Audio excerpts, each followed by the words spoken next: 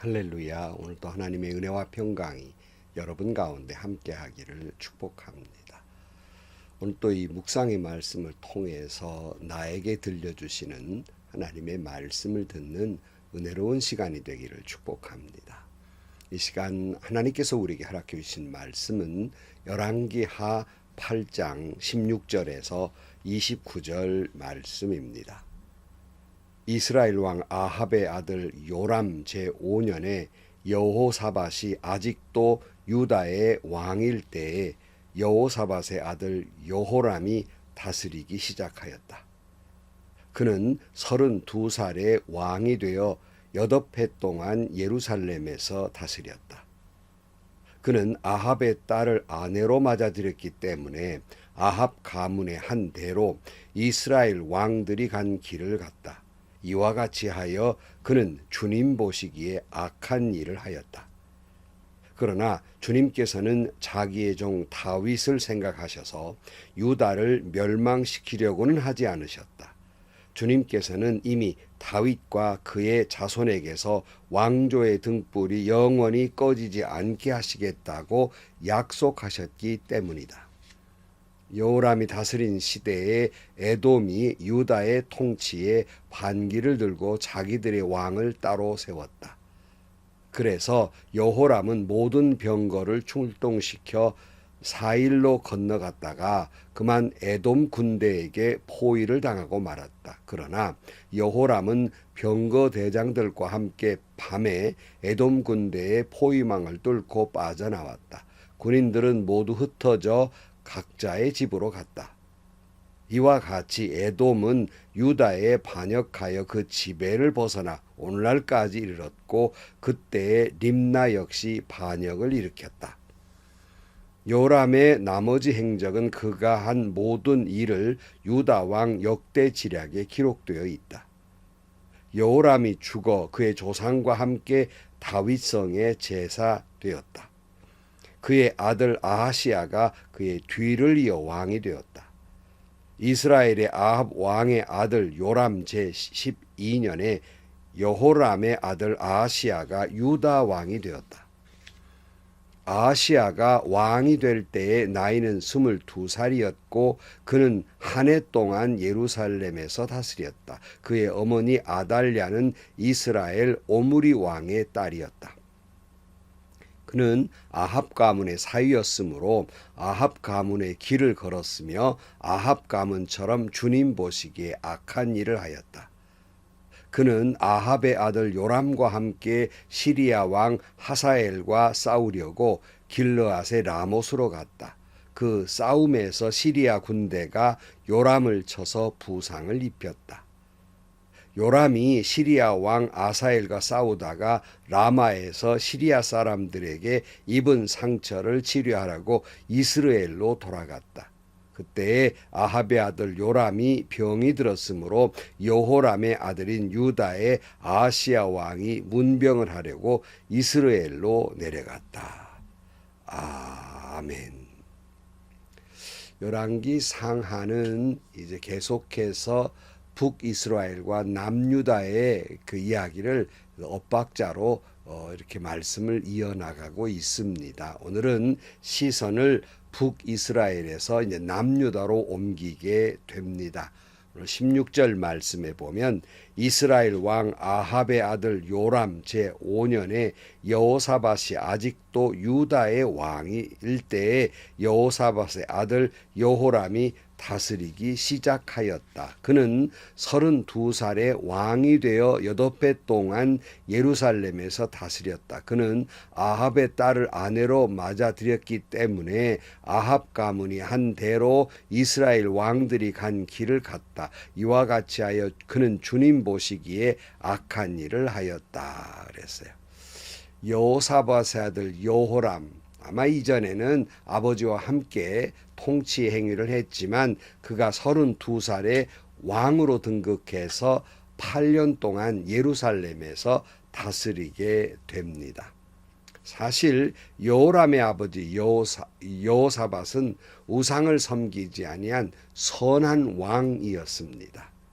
그러면 그 아버지의 뒤를 따라서 그 아버지가 다윗의 길을 걸어갔기 때문에 당연히 남유다 왕 또 여호사밧의 아들 여호람은 다윗의 길로 믿음의 길로 갔어야 하는데 그는 전혀 다른 북이스라엘 왕들이 간 길로 갔다고 말씀하고 있어요. 왜 남유다 왕이 북이스라엘 왕들이 간 길로 갔을까? 왜 그런 불신앙 우상숭배의 길로 갔을까? 그것은 여호람이 북이스라엘의 악한 왕 아합의 딸을 왕으로 맞아들였기 때문입니다. 아마 모름지기 여호람은 북이스라엘과 사돈 관계를 맺었는데요.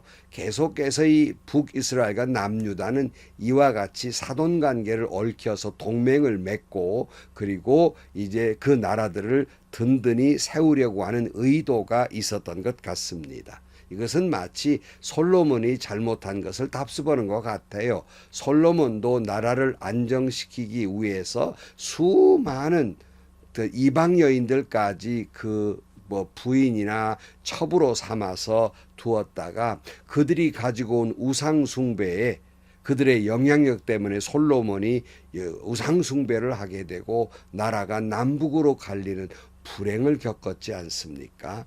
이처럼 여호람이 북이스라엘의 가장 악한 왕 아합의 가장 악한 악녀 이세벨의 딸과 결혼함으로 말미암아서 그도 역시 그 영향 때문에 우상을 섬기는 왕이 되고 만 것이에요. 이세벨이 누굽니까? 우상 숭배에 앞장섰던 악녀가 아니겠습니까? 그런데 그 딸과 결혼을 했으니 자연히 아내의 영향을 받아서 우상 숭배를 하고 만 것입니다.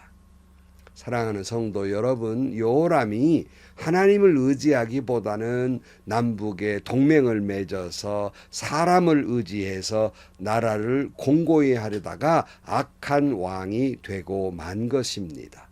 특별히 우리 신앙인들은 하나님을 의지하기보다는 사람을 의지함으로써 신앙인이 해서는 안 되는 일을 세상 사람들과 손을 잡고 악한 행위를 하게 되는 일들을 보게 됩니다. 결코 우리는 그래서는 안 되는 것입니다. 성도라고 하는 거룩한 성도라는 건 구별된 사람이에요. 똑같은 삶을 살아서는 안 되는 사람이라는 말씀입니다. 이 남유다 왕가가 북이스라엘의 왕가 걸어갔던 우상 숭배의 길을 걸어간 것은 이때뿐이 아니라 계속 그 후에도 계속되는 내용입니다. 19절 말씀에 보면 그러나 주님께서는 자기의 종 다윗을 생각하셔서 유다를 멸망시키려고는 하지 않으셨다. 주님께서는 이미 다윗과 그의 자손에게서 왕조의 등불이 영원히 꺼지지 않게 하시겠다고 약속하셨기 때문이다. 그랬습니다.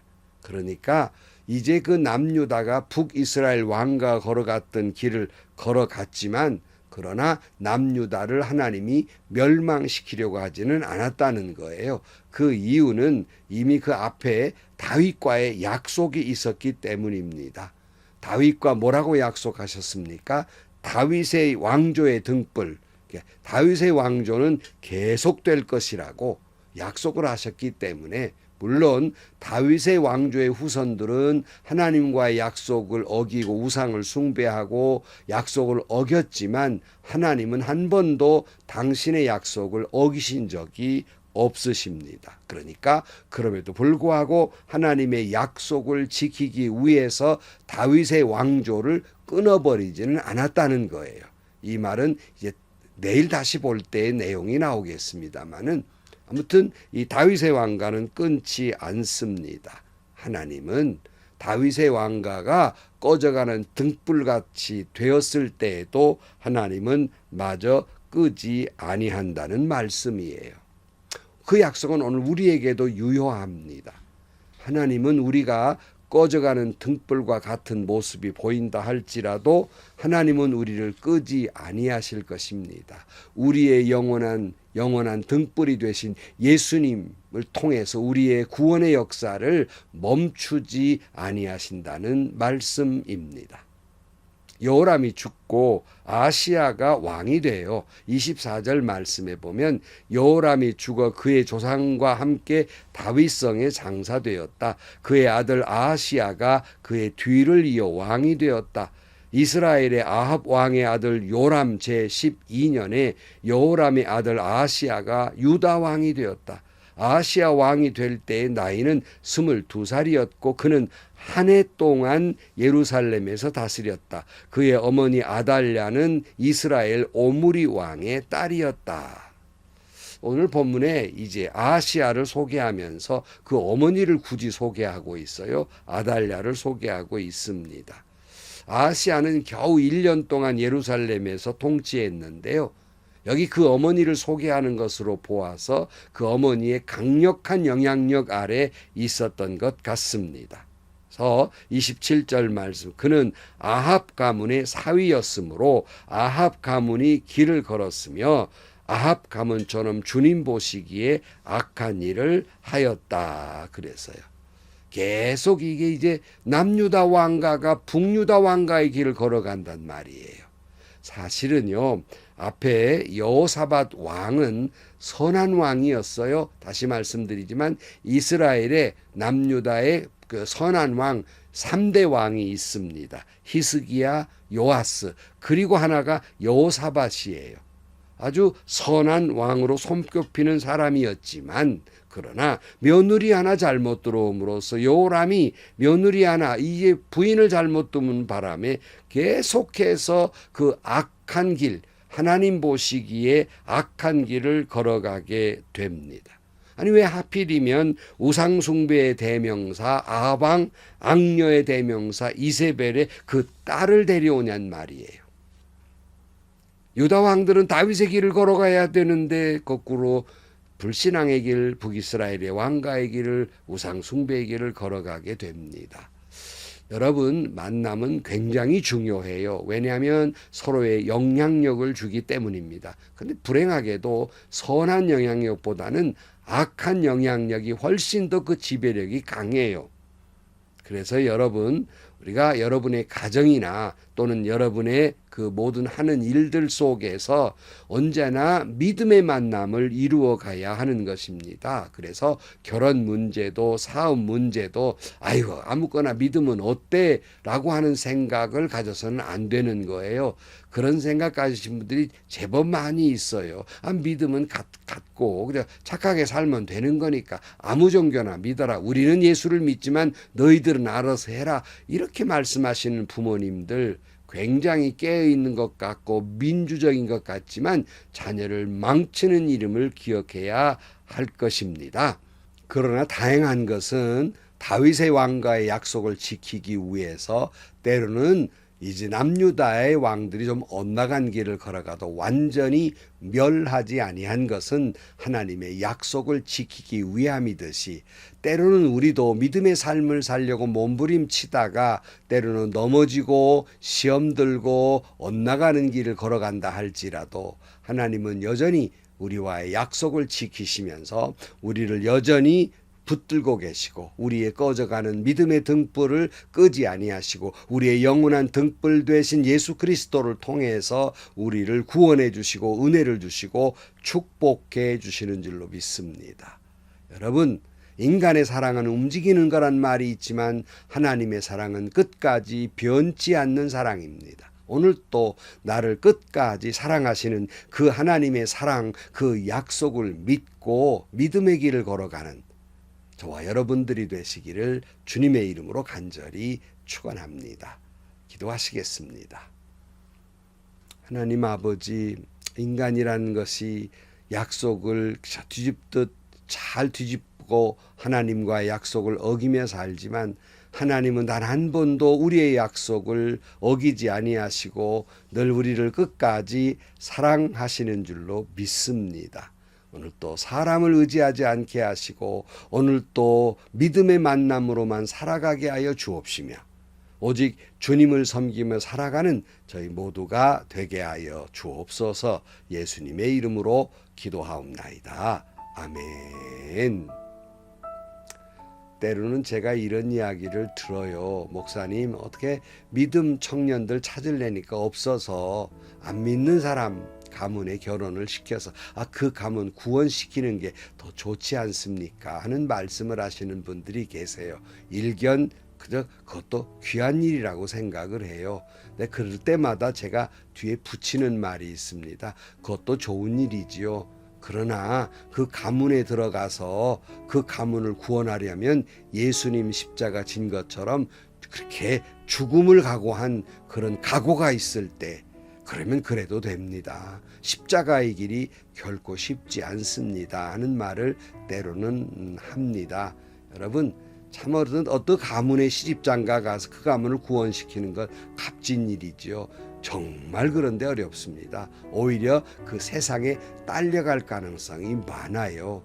여러분, 가급적 믿음의 가문, 아니 가급적이 아니라 꼭 믿음의 가문과 여러분 결혼하고 때로는 협력해 사업도 하고 믿음의 사람들과 만나는 여러분들이 되시기를 축복합니다. 행복하시고요. 좋은 일이 가득한 하루가 되시기를 주님의 이름으로 간절히 축원합니다.